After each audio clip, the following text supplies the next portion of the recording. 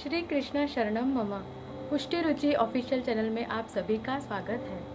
आज मैं आपको गंगा दशहरा के उत्सव के बारे में जानकारी प्राप्त कराऊंगी। आज ज्येष्ठ सुद दशमी, आज ही के दिन श्री गंगा जी स्वर्ग लोक से पृथ्वी लोक में पधार के प्रयाग में श्री यमुना जी के संग प्रथम संगम किया था। श्री यमुना जी की परम कृपा से श्री गंगा जी को ठाकुर जी के सानिध्य की प्राप्ति हुई और मोक्षदायिनी, पाप मोचिनी और सकल सिद्धि देनहारी शक्ति की प्राप्ति हुई।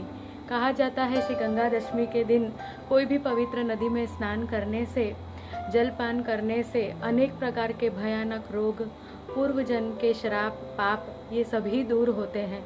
तो कई लोग, ये एक मर्यादा प्रकार है, तो कई लोग श्री गंगा जी में या पवित्र नदी में आज ही के दिन स्नान करते हैं। आज के दिन श्री महाप्रभु जी ने विश्राम घाट पे फूलों से नाव को श्रृंगार करके प्रभु को जल विहार कराया और इसीलिए पुष्टि मार्गीय हवेली में श्री गंगा दशमी के दिन नाव का मनोरथ अवश्य होता है और फूलों से नाव को श्रृंगारा जाता है। और फिर मनोरथ पूर्ण होने के बाद सभी वैष्णव को ये लाभ मिलता है कि कुंड में श्री यमुना जी की भावना और श्री गंगा जी की भावना से जलपान और आज्ञा हो तो स्नान करने का भी अवसर मिलता है। आज के दिन मनोरथ में कोई भी प्रकार के शीतल जल, शरबत, पना और फीके की सामग्री भोग अदकी में धर सकते हैं। वैष्णव भी अपने घर में आज ही के दिन सुंदर नाव का मनोरथ सूक्ष्म रूप से कर सकते हैं। श्री यमुना जी की तरह श्री गंगा जी के भी तीन स्वरूप हैं, आध्यात्मिक, आधिदैविक और आधिभौतिक।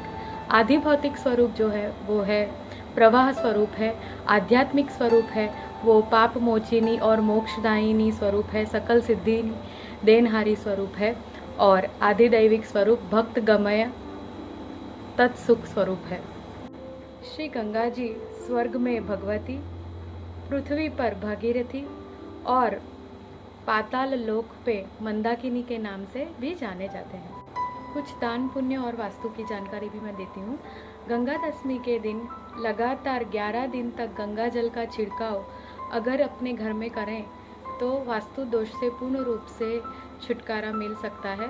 वास्तु दोष हटाने से हमारे घर में बीमारी, रोग, श्राप और कई तरह की नेगेटिविटी, मानसिक तनाव, आपसी रिश्तों में मनमुटाव, ये सब वास्तु दोष से होते हैं जो कुछ उपाय करने से मुक्त होते हैं।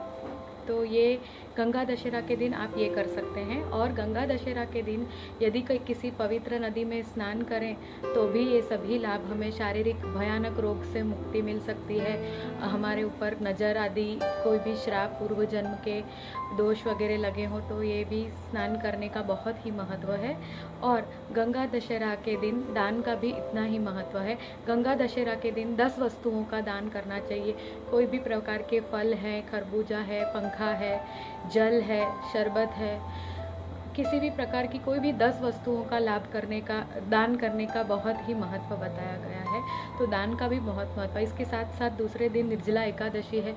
बिना जल पिए अगर निर्जला एकादशी करते हैं तो पूरे 12 एकादशी का फल एक ही एकादशी करने से भी मिलता है। तो आज के लिए इतना ही। आगे के वीडियो में मैं और जानकारी लेकर वापस आऊँगी। आप सभी बहुत ही आनंद में होंगे, स्वस्थ होंगे, मस्त होंगे, ऐसी आशा है। आप सभी को बहुत बहुत आशीर्वाद।